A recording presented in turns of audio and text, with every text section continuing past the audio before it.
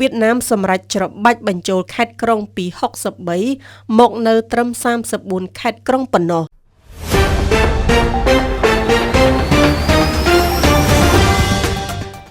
សភាវៀតណាមនៅថ្ងៃប្រហ័សទី12ខែមិថុនានេះបានអនុម័តគម្រោងច្របាច់បញ្ចូលខេត្តក្រុង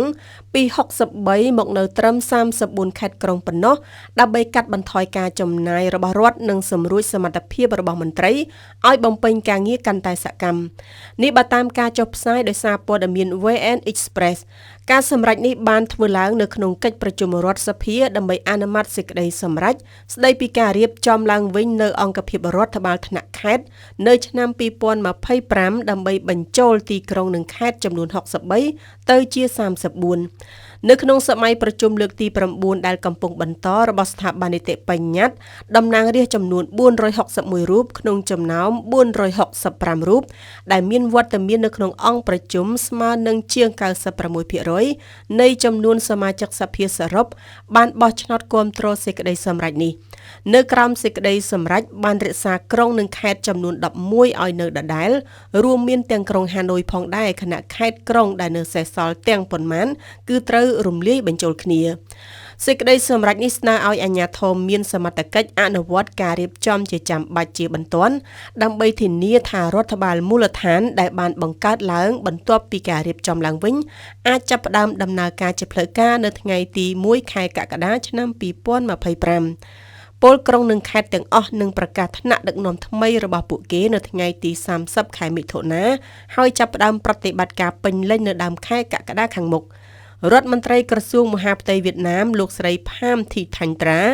បាននិយាយថាការកែតម្រង់នេះស្មើនឹងបដិវត្តន៍ដ៏ធំបំផុតមិនធ្លាប់មានចាប់តាំងពីប្រទេសនេះបង្កើតឡើងនៅក្នុងឆ្នាំ1945លោកស្រីបន្តថាមន្ត្រីរាប់ម៉ឺននាក់នឹងត្រូវសម្រួលឈប់ពីការងាររបស់ពួកគេឬដាក់ស្នើឲ្យចូលនិវត្តន៍មុនការកំណត់បន្ទាប់ពីការកាត់បន្ថយចំនួនខេត្តក្រុងឲ្យនៅកាន់តែតិចជាងមុនការរៀបចំរចនាសម្ព័ន្ធឡើងវិញនេះត្រូវបានព្យាករណ៍ថានឹងកាត់បន្ថយកម្លាំងពលកម្មប្រមាណ250000នាក់នៅក្នុងនោះមានមន្ត្រីរាជការនិងបុគ្គលិកសាធារណៈចំនួន130,000នាក់ព្រមទាំងអ្នកធ្វើការក្រៅម៉ោងចំនួន120,000នាក់នៅថ្នាក់ឃុំកំណែតម្រង់នេះត្រូវបានគេរំពឹងថានឹងសន្សំសំចៃបានជាង190,000 លានដុល្លារឬប្រហែល 7.3 ពាន់លានដុល្លារអាមេរិកនៅចន្លោះឆ្នាំ2026-2030សូមជម្រាបជូនដែរថាកាលពីខែកុម្ភៈកន្លងទៅរដ្ឋាភិបាលវៀតណាមក៏បានកាត់បន្ថយចំនួនក្រសួងនិងទីភ្នាក់ងារពី30មកនៅត្រឹម22ប៉ុណ្ណោះដែលបណ្ដាលឲ្យបាត់បង់ការងារចំនួន23,000លោកតូឡាមអគ្គលេខាធិការបកកុម្មុយនីសវៀតណាមដ៏មានអំណាចបំផុតនៅក្នុងប្រព័ន្ធនយោបាយរបស់ប្រទេសវៀតណាមបាននិយាយថាស្ថាប័នរដ្ឋបាលដែលមានភាពបត់បែននឹងត្រូវបានគេរំពឹងថានឹងផ្លាស់ប្ដូរពីការគ្រប់គ្រងអកម្មទៅជាសេវាសកម្មដល់ប្រជាជន